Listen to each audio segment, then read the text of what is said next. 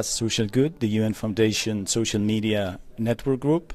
We are here today with Rina Kupferschmid Rojas from the UBS Sustainable Finance, and she will be speaking today.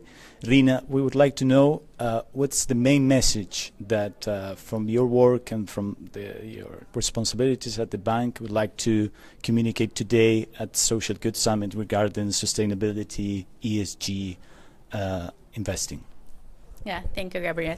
I think for us, we identified pretty early on what sustainable investing was going to play a role into finance. And for us at UBS, and especially at UBS and society, we focus on how to work with our clients and give them the solutions and actually investable solutions where they can also be part of the conversation.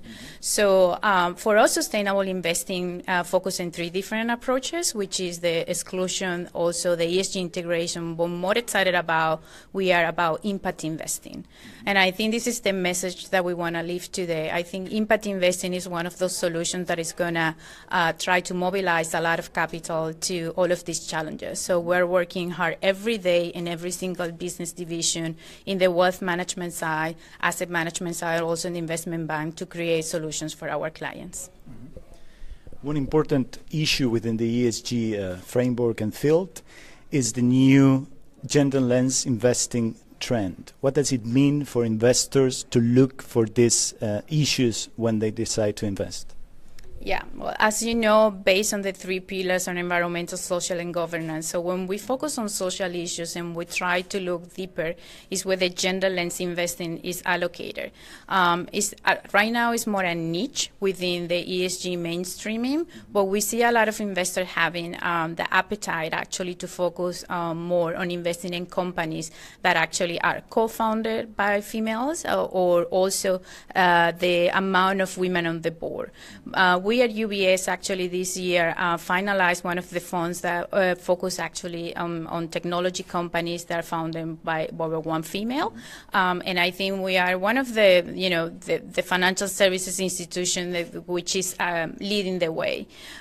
We also published a report this year in March, focuses on gender lens investing to educate our clients within their own companies how gender lens investing can play a role. It's not only about the amount of capital that you can move into the niche, but it's also about how you run your own companies and the processes and policies that you can have in place. So we actually think that if companies are more aligned with what a woman needs during their career, actually they will be more successful.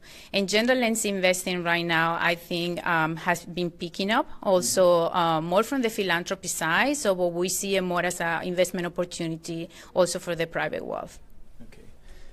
One third question would be, there has been many evidence alleged to the importance of ESG performance and the correlation to financial performance.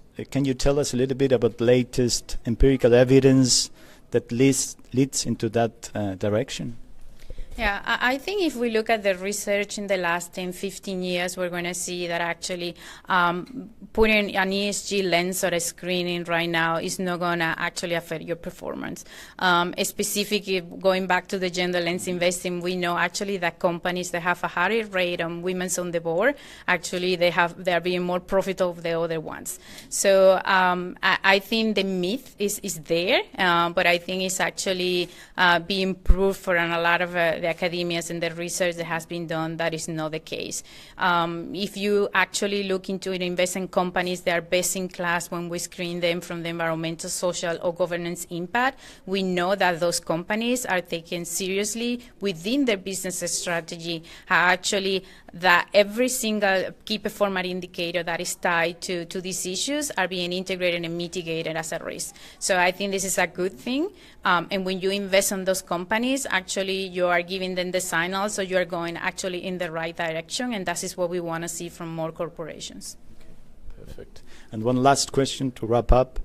What is the role of technology that is playing in the context of ESG data analysis, ESG data gathering? We are at the Social Good Summit, where we try to mix the Sustainable Development Goals and the role that technology plays into that. Yeah, I think we also have done some research in our chief investment offices that actually the lack of transparency and the lack of data actually to identifying the gap to financing the sustainable development goals is huge. And I think technology enables us today actually to have a set of metrics focuses on the environmental, social, and governance issues. But what we don't have still a set of data is in the amount of money that is actually invested aligned with the 17 SDGs.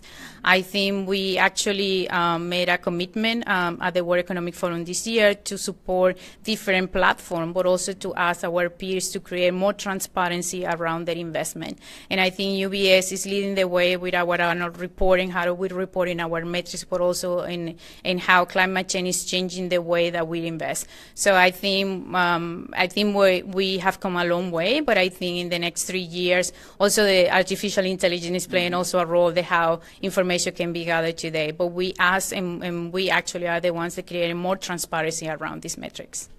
Perfect. Well, we thank Rina for her time, and we look forward for her presentation today. Thank you, Rina. Thank you.